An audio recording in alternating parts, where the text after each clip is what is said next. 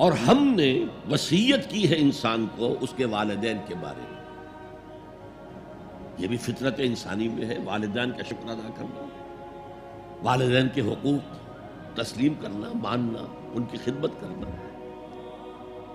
بچپن میں انہوں نے انگلی پکڑ کر تمہیں چلایا تھا، اب ہو سکتا ہے بوڑھے باپ کو انگلی پکڑ کر آپ کو چلانا پڑے.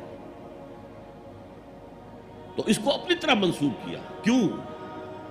اگر حضرت لقمان کہتے تو اس میں ذرا جھجک والی بات تھی کہ اپنے حقوق اپنے بچے کو بتا رہے ہیں. اللہ نے مضمون کی تکمیل کے لیے وَوَصَّيْنَا الْإِنسَانَ بِوَالِدَيْهِ، اس سے پہلے سورہ عنکبوت میں آیا ہے وَوَصَّيْنَا الْإِنسَانَ بِوَالِدَيْهِ حُسْنًا، ہم نے انسان کو وصیت کی ہے والدین کے حق میں بھلائی کی، نیک سلوک کی. اچھا، والدین میں سے والدہ کا معاملہ والد کے مقابلے میں بہت بڑھ کر ہے.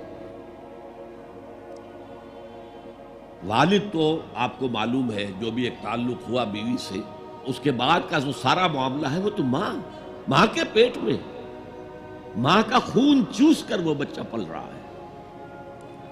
حملتہ امہ وہنا علی وہن، اسے اٹھائے رکھا اس کی ماں نے کمزوری پر کمزوری جھیل کر. وفصالہ فی عامین، پھر 2 سال تک جوک کی طرح چمٹا رہا ہے اور اس کا دودھ پیتا رہا ہے، اس کی توانائی سک کرتا رہا. لہذا والدہ کا حق والد کے مقابلے میں ایک حدیث نبوی کی روح سے 3 گنا ہے. یہ بہت اہم نقطہ ہے.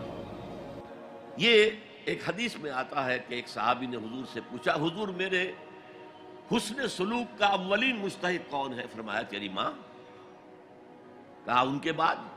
فرمایا تیری ماں. تیسری مرتبہ پوچھا ان کے بعد؟ تیری ماں. چوتھی مرتبہ پوچھا تو کہا تیرا باپ. گویا کہ والدہ کا حق، اس کی خدمت، اس کے ساتھ نرمی، کہیں اس کے دل کو ٹھیس نہ پہنچا دینا. اس لیے کہ بڑا سخت قسم کا نفسیاتی معاملہ ہوتا ہے. آپ کو معلوم ہے جب بچے تھے ہم تو اپنے والدین کی محبت کا مرکز تھے. ان کی ساری محبت ہم پر مرکوز تھی. ہم بھی ان کی شفقت کو مانتے تھے، محبت کرتے تھے. ہماری شادی ہو گئی، اولاد ہو گئی تو ہمارا ایک نیا مرکز محبت وجود میں آ گیا. بیوی سے محبت ہے، اولاد سے محبت ہے. اب بوڑھے والدین کے اندر پیاس پیدا ہوئی محبت کی. یہی ہمارے ہاں ساس بہو کا جھگڑا جو ہے اس کی اصل بنیاد نفسیاتی یہ ہے کہ ان کے دلوں میں پیاس ہوتی ہے. اب اگر ان کی دلجوئی کی جائے، ان کو وقت دیا جائے، ان کے پاس بیٹھا جائے، ان کی باتیں سنی جائیں، تب تو ان کو کچھ نہ کچھ جو ہے تسکین ہوتی ہے. ورنہ ایک بڑا احساس محرومی شدید پیدا ہو جاتا ہے والدین کے اندر. یہی وجہ ہے کہ صرف 2 چیزیں ہیں جن کا محض دیکھنا تعظیم اور محبت کے ساتھ موجب ثواب ہے، عبادت ہے. خانہ کعبہ کو محض دیکھنا عبادت ہے، بیٹھ کر تعظیماً دیکھتے رہو، طواف بھی نہیں کر رہے، دیکھنا بھی عبادت ہے. اور بوڑھے والدین کو محبت بھری نگاہ سے دیکھنا عبادت ہے. اب یہاں دیکھیے اللہ تعالیٰ کو جیسے کہ کہیں کسی جگہ پر فرمایا گیا ان اللہ لا یستحیی من الحق، سورہ احزاب میں ہے کہ تمہارا طرز عمل نبی کے لیے تکلیف دیتا لیکن نبی حیا کی وجہ سے تم سے کچھ کہہ نہیں سکتے. تو اللہ کو تو کوئی حیا جو ہے کسی حقیقت کو روک لینے پر آمادہ نہیں کر سکتی.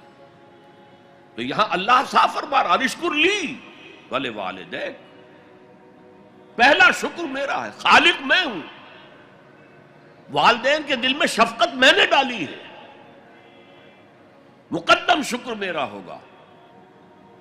ولوالدیک، مخلوق میں سب سے زیادہ شکر والدین کے لیے. اور یہ قرآن میں 5 جگہ آیا ہے. وَقَضَىٰ رَبُّكَ أَلَّا تَعْبُدُوا إِلَّا إِيَّاهُ وَبِالْوَالِدَيْنِ إِحْسَانًا، سورہ بنی اسرائیل، سورہ بقرہ میں ہے، سورہ نساء میں ہے. ان اشکر لی ولوالدیک الی المصیر، لوٹنا تو میری طرف ہے، میں حساب لے لوں گا کہ تم نے میرا بھی شکر ادا کیا تھا یا نہیں، اور اپنے والدین کا بھی شکر ادا کیا تھا یا نہیں۔